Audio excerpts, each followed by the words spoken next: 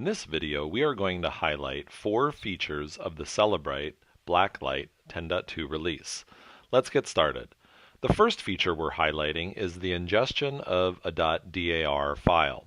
In this example, we are using an extraction of an iPhone SE. You may now simply drag and drop a .dar onto the component list, allowing the ingestion process to begin. And I just did that here, and you can see we now have our Add Evidence window, and we can now select whatever processing options we would like to. Those of you familiar with BlackLight, this should look very similar.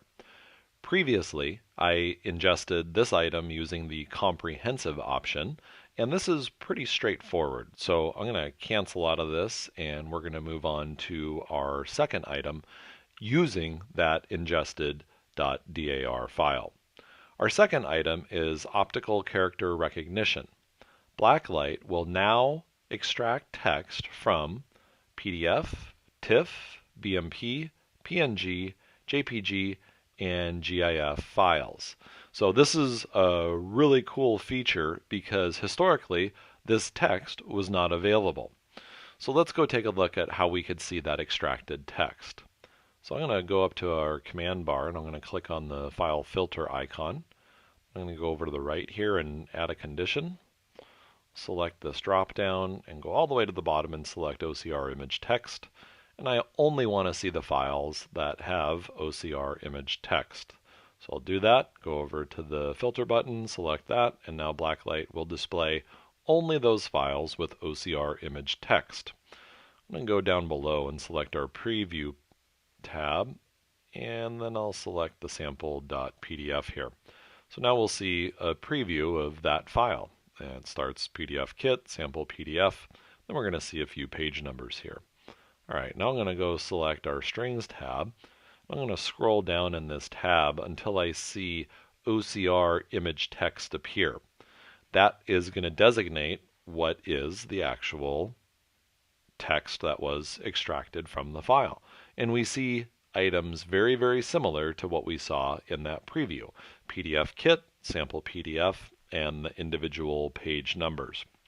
Now, these items and this data will be available for searching, but you must use the index search.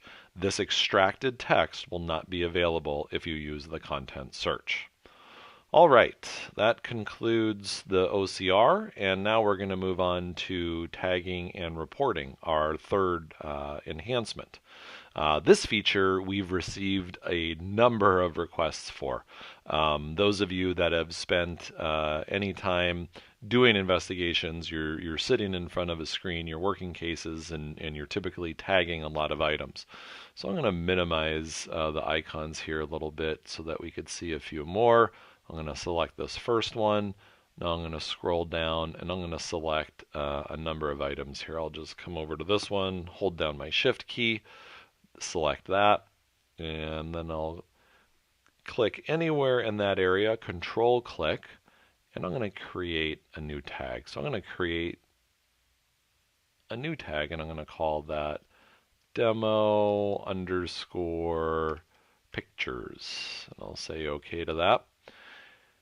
And you're going to notice that tag name now will appear in my component list off to the left here. And you're going to see a little status icon. And that status icon is going to update as it is creating those tags. Now, previously I was kind of locked into this interface, but let's say I want to go to my communication tab now, and I want to look at what the calls are. I can do that while that tagging is happening in the background. So I can click on other items in the interface. Now, as you see to the left here, now I see 559 near at the end of the demo pictures tag. So what that means is that is now complete. So I can go back to that, and some of you may have noticed that there was not a ability to select any of the metadata. We've actually moved that around. So I'm going to click on demo pictures, and up in the right we're going to see a configure button. I'm going to go ahead and select that, and this is the new location where you can configure the metadata you want associated with any particular tag. If you don't want a specific item, you can simply select that, click on the little arrow here and move it to the exclude side. And now that item of metadata will no longer be associated. Once I click close, it's going to update all those tags, and those new settings will now take effect. So that addresses the reporting component where people didn't want to have all of those metadata items associated in their report. So we've really improved the efficiency and operability there, where you can now work on other things. All right, that concludes number 3. Number 4, we're going to talk about timeline.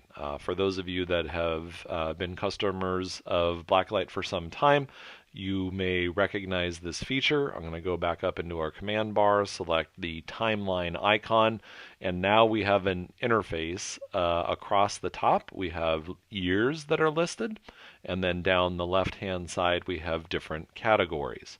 So, as I'm a visual person, I like to look at this to identify areas of activity. And as I kind of scroll through here, I can see the different areas of activity very, very quickly over a large range of dates for all the categories that are listed along the left. Now, I see a lot of activity here, and then it looks like there are some drop-offs. So I'm just going to hold my mouse down and scroll over this area, and you see there's a bit of a yellow highlight there.